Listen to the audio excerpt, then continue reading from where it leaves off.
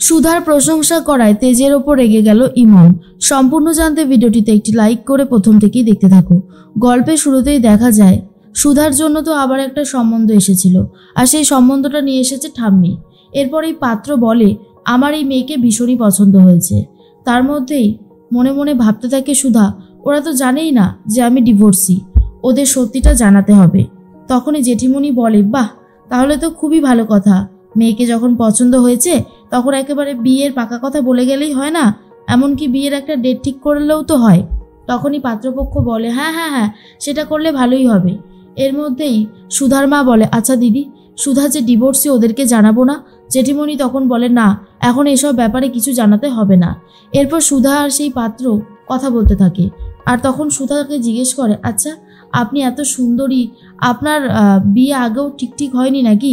মানে আমি কি প্রথম আপনাকে পছন্দ করলাম?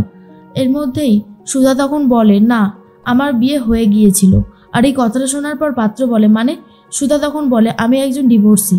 আর এটা শোনার পর পাত্রপক্ষ কোনোভাবেই সুধার সাথে তাদের বাড়ির ছেলের বিয়ে দিতে চায় না, তারা রাগ করে চলে যায়। তখন সুধার মা বলে দেখ সুধা, আমি জানি তুই মিথ্যে কথা বলে বিয়ে করতে চাসনি, কিন্তু কি করতাম বল? এরপর সুধা বলে আচ্ছা মা, তুমি আমাকে একটা কথা বলো, ডিভোর্সি মেয়ে মানেই যে ডিভোর্সি মেয়েকে আর বিয়ে করা যায় না, এটা কোথায় লেখা আছে? আর সবসময় যে মেয়েটারই দোষ সেটাও তো হয় না, পাত্রপক্ষরও তো কিছু দোষ থাকতে পারে, তাই না?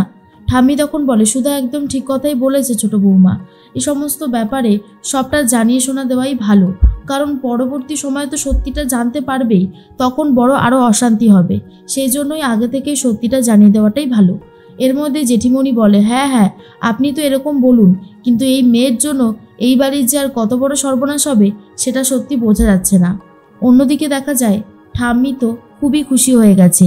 তেজ যে রাজি হয়েছে সুধাকে বিয়ে করতে, কাননবালা দেবী প্রচণ্ডই খুশি।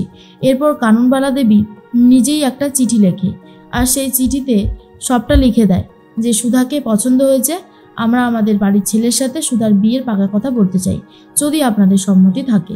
আর একটা খুব সুন্দর দামি আংটি সেই চিঠির ভেতরে দিয়ে দিচ্ছে। আর তার মধ্যেই তখনই দেখা যায় অনিমেষের স্ত্রী বলতে থাকে বাবা, আজকাল তো দেখছি ঠাম্মি বড্ড বেশি তাড়াহুড়ো করছে। জ্যোৎস্না তখন বলে ঠাম্মি এত তাড়াতাড়ি সব সিদ্ধান্ত নিয়ে নিলে? ঠাম্মি তখন বলে কেন দিদিভাই, আমি ভুল কিছু করেছি বলে তো মনে হয় না, আর আমার দাদু ভাইয়ের যখন ইচ্ছে আছে তাহলে আবার সমস্যা কোথায়? জ্যোৎস্না বলে না, সমস্যা বলতে এখনও তো সেভাবে পাকা কথা হয়নি, তেমন কিছুই হয়নি, আর এই আংটিটা তো তোমার খুব প্রিয় আংটি, সেজন্যই বললাম আর কি। ঠাম্মি তখন বলে হ্যাঁ, কিন্তু আমার যে নাতবউ হতে চলেছে সেও আমার খুব প্রিয়, আর আমার নাতি তো আমার আরও বেশি প্রিয়, তাই আমার প্রিয় নাতির জন্য এইটুকু আমি দিতে পারবো না, সেটা হতে পারে না? না, এটা হতে পারে না। আর আমাদের বসু মল্লিক বাড়ির একটা সম্মান আছে, তো একটা ঐতিহ্য আছে। তখনই জ্যোৎস্নার মা বলে আচ্ছা জ্যোৎস্না, ঠাম্মি যখন নিজে থেকেই দিতে চাইছে তুই এত বাধা দিচ্ছিস কেন বলতো? জ্যোৎস্না তখন বলে না মা, আমি বাধা দিচ্ছি না, আমি শুধু এটাই বলতে চাইছি যে ঠাম্মি যেটা করছে সেটা এখনও ঠিক না, মানে বিয়েটা পাকা কথা হয়ে গেলে তখনই না হয় দিত।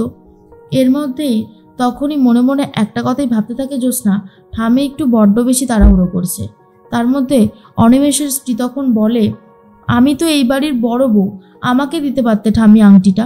ঠাম্মি তখন বলে তুমি ভুল করছো, তোমার আগে বিয়ে হয়ে গেছে বলে তুমি যে এই বাড়ির বড় নাত বউ সেটা কখনোই প্রমাণিত হয় না। এই বাড়ির বড় নাতি তেজ বসু মল্লিক আমার বড় নাতি, তার সাথে যার বিয়ে হবে সেই হবে এই বাড়ির বড় নাত বউ, বুঝতে পেরেছো? আর এসব নিয়ে কথা বাড়িও না, আমি এই চিঠিটা যত তাড়াতাড়ি সম্ভব সুধাদের বাড়িতে দিতে চাই, বুঝতে পেরেছো? আর তেজ তখন বলে হ্যাঁ ঠাম্মি, আমিও যত তাড়াতাড়ি সম্ভব এই বিয়েটা সেরে ফেলতে চাই। জ্যোৎস্না তখন বলে বাবা, এত তাড়াহুড়ো, আগে তো কোনোদিনও দেখিনি। অন্যদিকে দেখা যায় যে ব্যাংক থেকে অমর চলে এসেছে। এই অমর ছিল লোনের গ্যারান্টার, আর তখন বলে দেখুন আপনারা একটাও লোন দিচ্ছেন না, আমরা কোনোভাবেই আর এভাবে থাকতে পারবো না, আমাদেরকে এই বাড়িটা বাজেয়াপ্ত করতে হবে। তখনই সবাই ভয় পেয়ে যায়। আর এরপর অমর বলে আমরা তো প্রতি মাসে লেটার বক্সে লেটার পাঠিয়েছি, আপনারা দেখেননি কেন? সুধা আসলে দেখেনি। আর তখনই মনে মনে ভাবতে থাকে সুধা এবারে কি হবে, বাড়িটাকে আমি কি করে বাঁচাবো, আমি তো কিছুই বুঝতে পারছি না। আর ঠিক অমর বলে দেখুন একটাই উপায় আছে, আজকের মধ্যে বা কালকের মধ্যে মোটামুটি 24 ঘন্টার মধ্যে 50,000 টাকা যদি আপনারা দিতে পারেন তাহলে এই বাড়িটা থাকবে, না হলে এই বাড়িটা থাকবে না।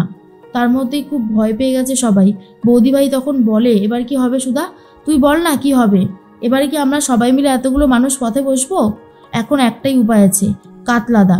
কাতলাদা তোকে বিয়ে করলে 50,000 টাকা দিতে রাজি হয়ে যাবে, এছাড়া আমাদের হাতে আর কোনো উপায় নেই। সুধার মা তখন বলেন, না না না না, ওরকম একটা গুন্ডার হাতে আমি আমার মেয়েকে কখনোই তুলে দিতে পারবো না।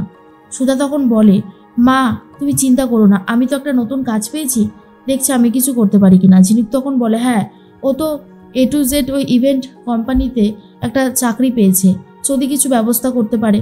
তখনই জেঠিমণি বলে, শোন সুধা, তোকে আমি একটা লাস্ট সুযোগ দিচ্ছি, তুই যদি 50,000 টাকা জোগাড় করে আনতে পারিস তো ভালো, আর যদি না পারিস তো সেক্ষেত্রে কিন্তু আমি তোকে একটা কথা বলছি, কাতলাকেই তোকে বিয়ে করতে হবে। এর মধ্যেই সুধা বলে, আমি একটা চেষ্টা করে দেখি কি করতে পারি।